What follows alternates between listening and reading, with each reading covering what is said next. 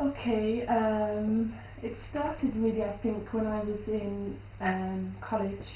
I was around probably 18 or 19, and we did, I was doing NNEB, which is like a childcare course, and in one of the lessons was, we did about religion, and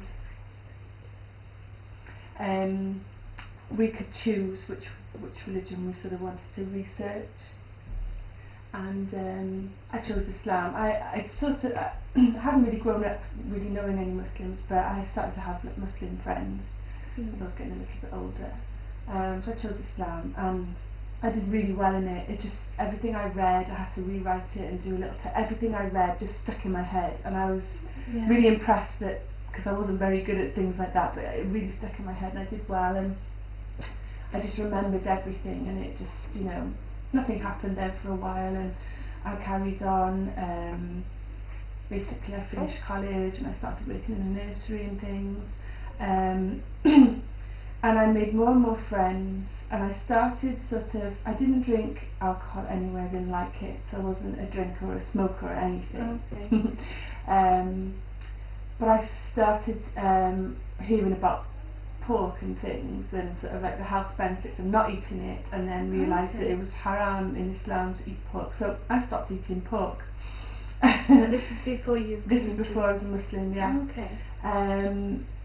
So that was just sort of little steps, I feel like, when I look back now, little steps I was sort of making. And then I got reintroduced to a friend who I'd known before. She was a Muslim, and we got talking, and I was given books by other friends, and I'd gone on holiday with a friend to Tunisia and went to a mosque there, and by the end of the holiday I couldn't wait to get home and become Muslim.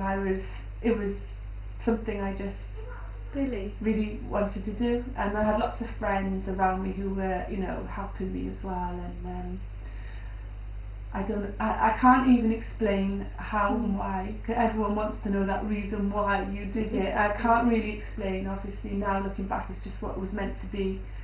And I made a decision, like a date that I would take my shahada, which you have to do. You have to declare that you believe in, you know, Allah is one God, and you're going to follow the Messenger Muhammad, peace be upon him. So you have to say that to become Muslim. How long ago was this? This was 17 years ago now. 17 years? Yeah, 1997. I was 24, and I sort of announced to my parents, my mum and dad, and people I worked for, and friends, that I was going to do it. And I think friends and that, we were all around Muslims, so it wasn't really, you know, anything shocking. But for my family, this was in 1997, so nobody really heard about becoming Muslim. You're either Muslim or you're not Muslim, sort of thing. It wasn't really well known that you would become Muslim.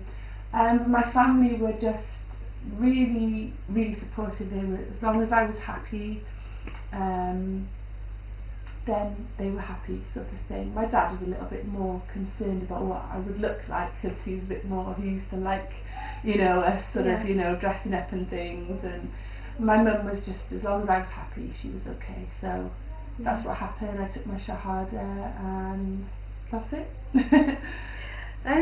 You know, before you became a Muslim, the hijab, when you used to see women with the hijab and the niqab, what were your views? What did you think about them before? Again, because Islam wasn't very, it wasn't really in the public eye a lot. This is before, obviously, the 9/11 bombings and things. I think that when that happened, obviously Islam was thrown into the media, and obviously people then associated how, even though you don't really see people with the proper hijab and the men dressing properly doing these things, it's usually their sort of jeans and, you know, very looking like everybody else.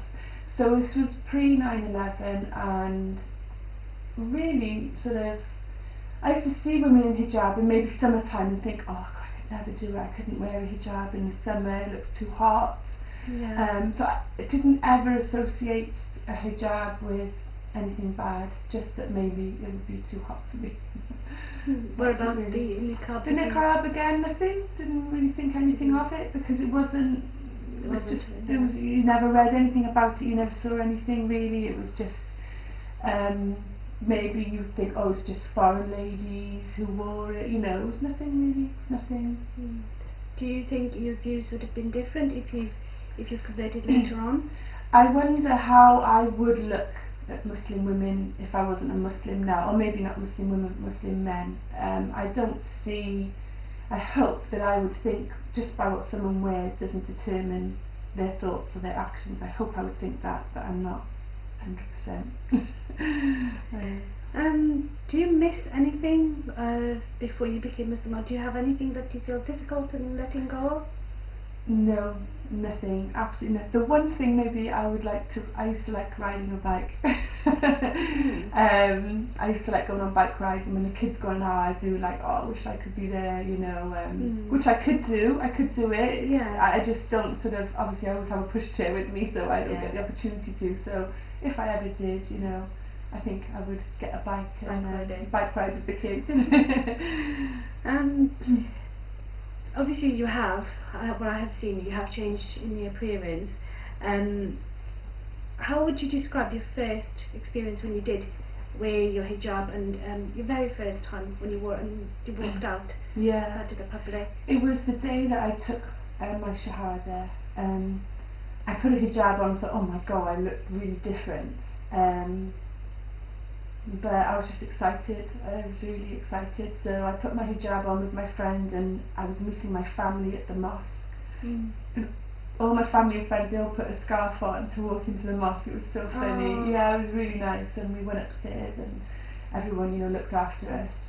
And then I do remember driving home and somebody staring at me at the traffic lights, and I sort of looked and I felt really uncomfortable. When I mentioned it to a friend, they said, oh, when you're at the traffic lights, always look at the lights, so you're not focusing on people around you, you know, and so you don't see, if anyone's looking at you, you don't really see it, so it doesn't really affect you. So that, you know, my first couple of weeks was obviously, you do feel a bit self-conscious, but you know, I wouldn't have changed it for anything. No. That's good. And what about your parents? Had people around you, your friends, obviously said you were a bit more supportive. Yeah. But your parents, your mum, when you wore the hijab, you said a bit about your dad? Yeah, well, my parents were divorced. I lived with my mum, and my dad lived obviously somewhere else. So, coming home to the house, I would just take it off as I got in. So my mum always saw me as normal, I suppose, in the house, so it didn't really affect her. I remember I lived at home for about, I think, 2 years, and one of the neighbours' children, they were never rude or anything, but you could see they were like looking really like in shock because I had changed so differently. So she went to the neighbours and said, oh, you know, I think the children were a bit, you know, shocked. Why don't you have a word with them, you know, and explain like what's happened, and I think they did that, and everyone was fine. Everyone, it was just amazing. I couldn't. The people I worked for, I was nannying, and they were just amazing. They just supported me. I wore my hijab, I prayed, I would fast, and they were just amazing. Everyone was really, really, because I went the total opposite. I was very, you know, out there. I loved my clothes, would have my hair done, and with all my friends, and then suddenly I went, you know, obviously I was still the same person inside, but obviously I looked very different, but they were all just really, really, really, really amazing, really helpful. That's really good. Yeah. Do you wear the niqab? I don't, no. What do you think about if you were to wear the niqab? Yeah, I would hope I would wear it, you know, in the future.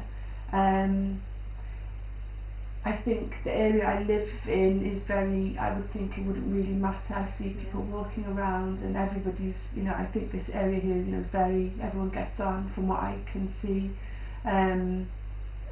Muslims and non-Muslims, nobody really, you know, bothers anybody. So I know I have friends who, it's if they go out of the area, town can be a bit of a challenge, and it tends to be just sort of men who will say comments. I don't know if they don't like the fact that they can't see the face, so it makes them maybe feel a bit uncomfortable, or I don't know. What sort of comments? Well, they might, you know, call them names, you know, the usual names they call niqabi ladies, or why don't you go back home, you know, the stupid And stuff. this is in Cardiff then? Yeah, it can be. And one friend of mine was having repeated, like, you know, sort of abusive comments off a lady, and then she bumped into her in Asda, and the woman just carried on calling her names and being abusive, and the people in Asda were amazing, and they called the police, and it was caught on camera and everything, and the lady was given like a restraining order. She was well known apparently to them afterwards. So she wasn't able to go near, you know, in the vicinity of my friend and things like that. So they do experience these things, but then again we try and be careful about where we go. You know, rugby on a Saturday, we wouldn't turn to go to town. You know, just sort of careful where you go, really. And what are your present views on wearing a niqab in, you said about the public, on public, in a professional area? Okay, I mean, I used to work, as I said, at my NAB, and I was a nursery leader, and one of the girls there wore a niqab, and when the parents, if there were men parents coming, she would obviously put her niqab on, and that was just be at the beginning of the day and at the end of the day. As soon as the parents went, and you know, the children, we were all playing and things, she would obviously take it off, and everything, you know, the whole day was normal. So I think it worked well there. I have heard of a girl working in a till in Tesco's in Birmingham with a niqab on, mashallah. So I think it depends on the job, really, and it depends what the people want from you. I think it can be done. You know, I think it can be done if everybody works together. I think it can be done. I know there's been sort of schools and things where women have worn niqab and they've thought that they should lift it to interact with the children and things, which I understand. I think if it's in a female environment, then, you know, they should be able to lift it and then, you know, speak with the children. In Islam, obviously mixing, you know, with men and that is not right, so maybe it's not the right job for somebody, do you know what I mean? And then to force that on that situation would probably, wouldn't be right. But and so, what did you feel as your identity was before you came into Islam? Okay, I think I was just, you know, from a nice area. Are you raised in Cardiff? Yeah, I'm from Cardiff. Grown up here. And I don't think I had an identity really until I became Muslim. And it wasn't until I had gone to, I think it was Marks and Spencer's, and I was in the queue there, I noticed people looking at me. And this was obviously 16, 17 years ago. It wasn't as familiar to see a, you know, a white person with, you know, the hijab on and things.